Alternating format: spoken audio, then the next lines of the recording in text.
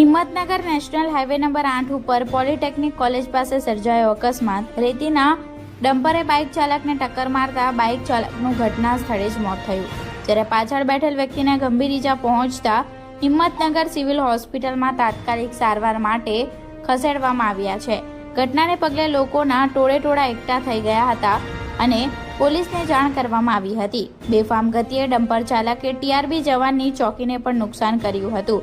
ચોકી આગળ ડ્યુટી કરી રહેલ જીઆરડી મહિલાને પણ ઈજાઓ પહોંચી હતી. જોકે એમને પણ સિવિલ હોસ્પિટલમાં સારવાર અર્થે ખસેડવામાં આવ્યા હતા. આ તરફ પોલીસ દ્વારા તપાસ કરતા મૃત્યુ પામનાર વ્યક્તિ મહેન્દ્રસિંહ રાઠોડ બળવંતપુરા ગામના રહીશ છે તેવું જાણવા મળ્યું છે. સમગ્ર ઘટનાને પગલે પોલીસે કાયદેસરની તપાસ હાથ ધરી છે.